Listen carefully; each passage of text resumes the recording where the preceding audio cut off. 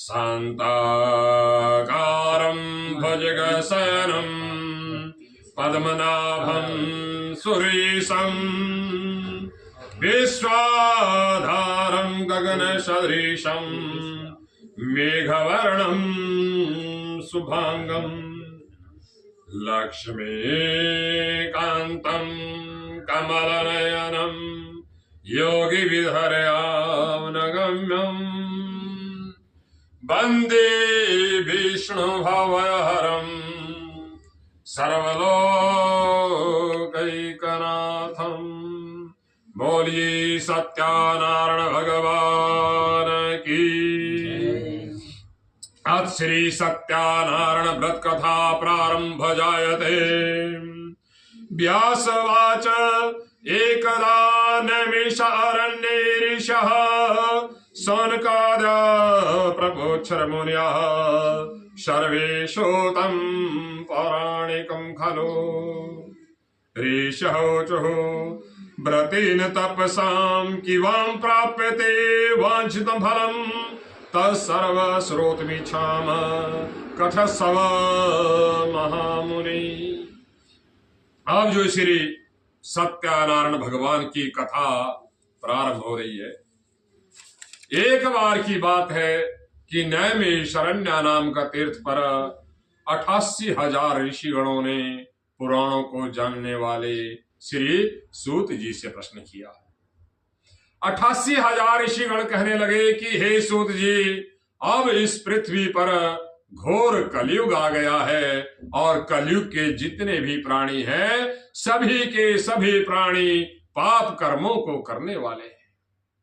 इसलिए हे सूत जी, उन्हीं पाप कर्मों के द्वारा कलयुगी जो प्राणी हैं वो पाप कर्मों को करके गरीबी को प्राप्त हो करके अनेकों प्रकार के दुखों को कष्टों को भोग रहे हैं।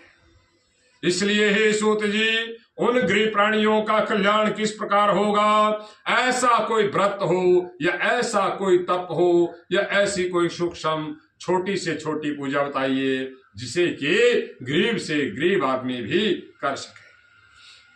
सूतवाच नारदेनैव संप्रेष्टो भगवान कमलापते सुरसेयदेवः तशृणुधं समाहिता।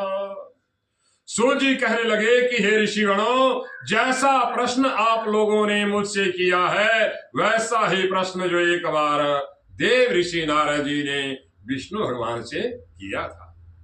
और हे ऋषिगणों, जिस प्रकार विष्णु भगवान देव ऋषि नारद जी के प्रति जिस कथा को जिस संवाद को कहते गए वही संवाद वही कथा मैं आप लोगों से कहता हूं। आप सब लोग बड़े ही प्रेम पूर्वक उस कथा को श्रवण करें। बोलिए सत्यानारायण भगवान की।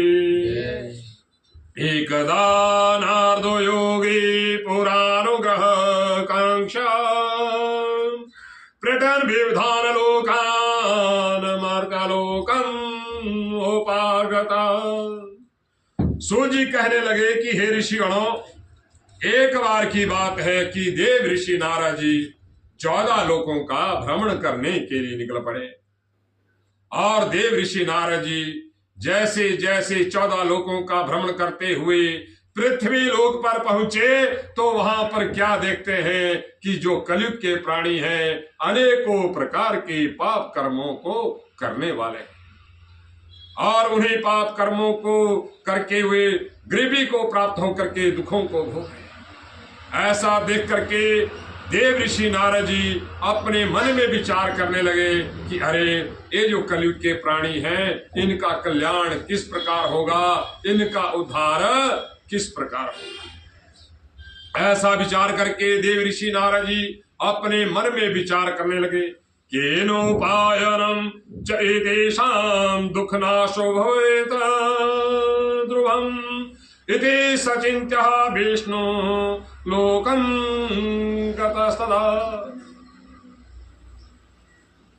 देव ऋषि नारद जी अपने मन में विचार करने लगे कि अरे ऐसा कौन सा उपाय है जिसको करने से कलयुगी प्राणियों का कल्याण हो सके। ये जो कलयुग के प्राणी हैं, जो पाप कर्मों को करने वाले हैं, गरीबी को प्राप्त हो गए हैं, इन प्राणियों का कल्याण किस प्रकार होगा।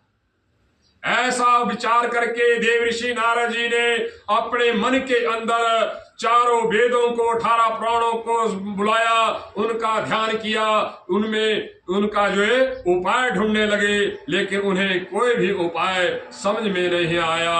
और अंत में देव ऋषि नारद जी नारायण नारायण रखते हुए वैकुंठ लोक के लिए चल दिए। तत्र नारायण देवम शुक्ल वर्णम चतुर्भुजम शंख चक्र गदा पदम वनमाला विभूषितम। सूर्य जी कहने लगे कि हे ऋषिगणों, जैसे ही देव ऋषि नारद जी वैकुंठ लोक में पहुंचे तो उन्होंने वहां पर नारायण भगवान के दर्शन किए। और ये ऋषिगणों, ये जो नारायण भगवान थे, इनका बड़ा ही सुंदर मनोहर रमणीय स्वरूप था। उन भगवान का श्वेत वर्ण था, पीले उन्होंने वस्त्र धारण कर रखे थे, मोर का मुकुट उन्होंने सिर पर धारण कर रखा था, और उन भगवान के 4 भुजाएं थी, और चारों भुजाओं में शंख चक्र गदा और पद्म धारण कर रखा था। और उन भगवान के गले में फूलों की सुगंधित माला पड़ी हुई। दृष्ट्वा तम देवी देवीशं स्तोतुम समुपचक्रमे नमो वाग्मनसा देता रूपाय अनंत शक्ति। सूर्य जी कहने लगे कि हे ऋषिगणों, जैसे ही देव ऋषि नारद जी भगवान के पास पहुंचे, उनके दर्शन किए, तो उनको देख करके देव ऋषि नारद जी ने दंडवत प्रणाम किया, साष्टांग प्रणाम किया, और उनका स्तुति गान करने लगे। आदि मध्यांत हीनाय निर्गुणाय गुणात्मने सर्वेषामादि भूताय भक्तानां अर्तिनाशिने। देव ऋषि नारद जी भगवान विष्णु का स्तुति गान करने लगे कि हे भगवान, आपके ना तो जन्म का पता है, आपके ना कर्म का पता है, और ना आपके अंत का पता है। हे भगवान, आप गुणवान भी हैं, निर्गुण भी हैं, रूपवान भी हैं, निराकार भी हैं, और हे प्रभु, आपके माया को कोई नहीं जान सकता।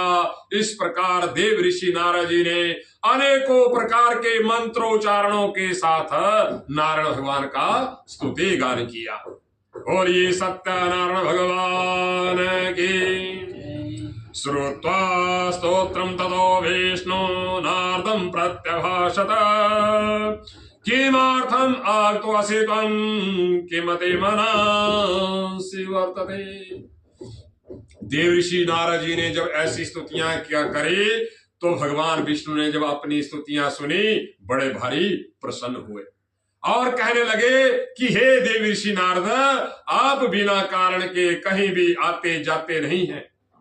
आज आप मेरे वैकुंठ लोक में आए हैं, तो इसके पीछे भी जरूर कोई कारण होगा। इसलिए हे देव ऋषि नारद, अपने आने का कारण बताओ कि आप मेरे पास क्यों आए हैं। भगवान का ऐसा प्रश्न सुनकर के देव ऋषि नारद जी हाथ जोड़कर कहने लगे, मर्त्यालोके जनाः सर्वे नाना कलेशन्विता नाना योने समुपन्ना पचन्ते पाप कर्म भी। अब देव ऋषि नारद जी हाथ जोड़कर कहने लगे कि हे भगवान, मैं 14 लोकों के भ्रमण करने के लिए निकला था, और हे भगवान, जैसे 14 लोकों में भ्रमण करते करते पृथ्वी लोक पर पहुंचा, तो मैंने वहां पर क्या देखा कि जो कलयुग के प्राणी हैं, वो अनेकों प्रकार के पाप कर्मों को करने वाले हैं, और उन पाप कर्मों के द्वारा गरीबी को प्राप्त होकर के अनेकों प्रकार के दुखों को, कष्टों को हो रहे हैं। इसलिए हे भगवान, उन कलयुगी प्राणियों का कल्याण कैसे होगा, ऐसा कोई उपाय बताइए जिसे कि गरीब से गरीब आदमी भी कर सके। ऐसा नहीं है कि कोई अमीर ही कर सके, लेकिन भगवान ऐसा उपाय बताना जो इस पृथ्वी पर कलयुगी जो प्राणी है, जो गरीब है, वो भी उस उपाय को कर सके। भगवान वाच साधु पृष्ठम त्वया भास लोकानुग्रह कांक्षा यत् कृत्वा मुच्यते मोह शृणुस्व वदामि ते। अब भगवान विष्णु कहने लगे कि हे देव ऋषि नारद, आपने जन जन के कल्याण के लिए, लोगों के भले के लिए बड़ा ही अच्छा प्रश्न किया है। इसलिए हे देव ऋषि नारद, मैं आपको बताता हूं, आप बड़े प्रेम पूर्वक सुनिए। व्रतम आस्ते महत पुण्यम स्वर्गे मर्ते च दुर्लभम तब स्नेहात् मया वसः प्रकाशः क्रियते अधुना। भगवान नारायण कहने लगे कि हे देव ऋषि नारद, इस पृथ्वी लोक पर एक ऐसा व्रत जरूर है। और हे देव ऋषि नारद, जिस व्रत के बारे में मैं तुम्हें बताने जा रहा हूं, उस व्रत के बारे में ना तो स्वर्ग लोक के देवता जानते हैं, ना पाताल लोक के असुरगण जानते हैं, ना पृथ्वी लोक के मानव जाति जानती है। लेकिन हे देव ऋषि नारद, तेरे साथ मेरा प्रेम भाव है, उसी प्रेम भाव के कारण उस व्रत के बारे में मैं आप लोगों से बताता हूं, सो सुनो। सत्यानारणस्य एवं व्रतं सम्यक विधानता कृत्वा सद्या सुखं भुक्त्वा परत्र मोक्षम अपुनुयात। हे देव ऋषि नारद, उस व्रत का नाम है सत्यानारायण भगवान का व्रत। बोलिए सत्यानारायण भगवान की। हे देव ऋषि नारद, उस व्रत का नाम है सत्यानारायण भगवान का व्रत। और हे देव ऋषि नारद, जो मनुष्य सत्यानारायण भगवान का व्रत विधि विधान के साथ कर लेता है, वह इस लोक में सुख भोग करके अंत में वैकुंठ लोक को चला जाता है। नारदवाच किम फलम किम विधानम च कृतम केनेव तद्व्रतम तत्सरत विश्राब्रूहि कदा कार्य तद्व्रतम। अब जो देव ऋषि नारद जी ने इतना सुना, सत्यानारायण भगवान का नाम सुना, बड़े भारी प्रसन्न हुए और भगवान विष्णु से कहने लगे कि हे भगवान, आपने सत्यानारायण भगवान के व्रत के बारे में बताया है, और हे भगवान, ये जो सत्यानारायण भगवान का व्रत है, इसके बारे में मेरे मन में 3 प्रश्न आ गए हैं। इसलिए हे भगवान, आप उन 3 प्रश्नों का उत्तर दे दीजिए। हे भगवान, पहला जो मेरा प्रश्न ये है कि ये जो सत्यानारायण भगवान का व्रत है, इसको करने से मनुष्य को क्या फल मिलता है?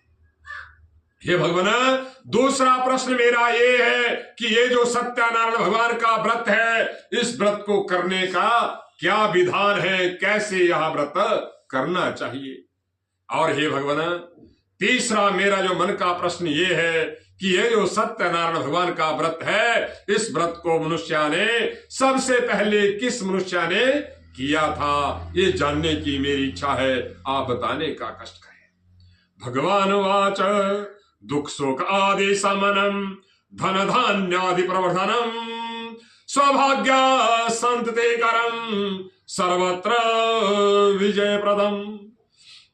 अब जो भगवान विष्णु कहने लगे कि हे देव ऋषि नारद, आपका जो प्रश्न है, जो सबसे पहला प्रश्न ये था कि सत्यानारायण भगवान का व्रत करने से मनुष्य को क्या फल मिलता है, तो इसलिए हे देव ऋषि नारद, सबसे पहले सत्यानारायण भगवान का व्रत करने का जो फल है, उस फल के बारे में सुनो।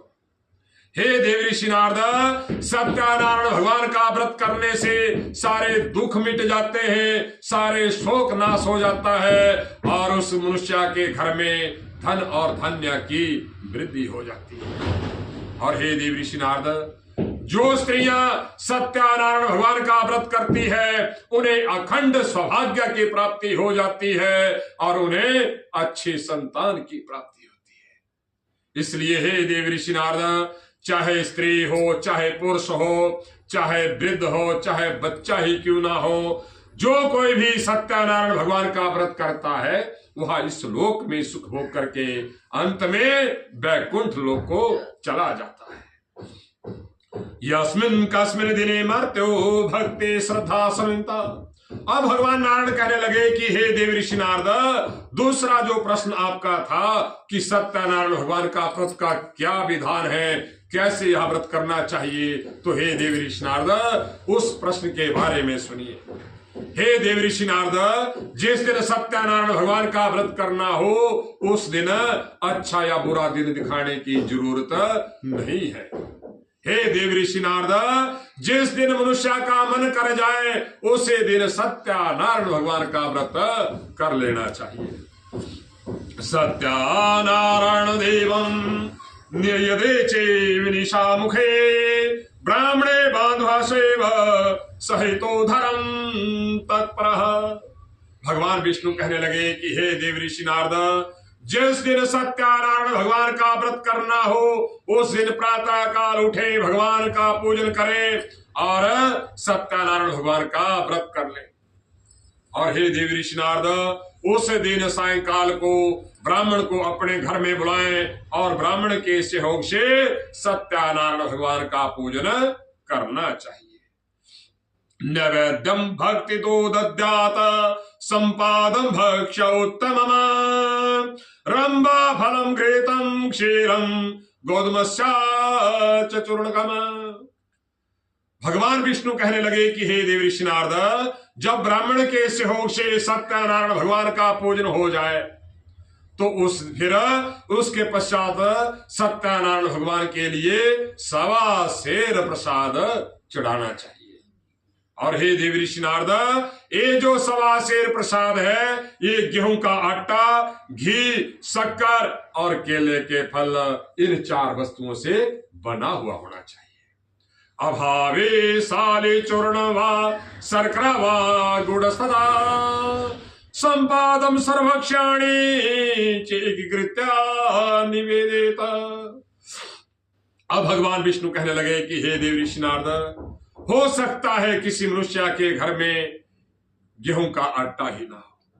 हे देव ऋषि नारद, यदि किसी कारणवश किसी के घर में गेहूं का आटा ना हो तो उसके स्थान पर चावल का आटा लेना चाहिए, तब शक्कर के स्थान पर गुड़ डालना चाहिए और वैसे ही घी डालें और वैसे ही केले के फल डालें और 1.25 सेर प्रसाद ना करके सत्यनारायण भगवान को चढ़ाना चाहिए। विप्राय दक्षिणा दद्या कथाम श्रुत्वा जनेशः तथा च बंधुवे सार्धम विप्रांश प्रते भोजेत।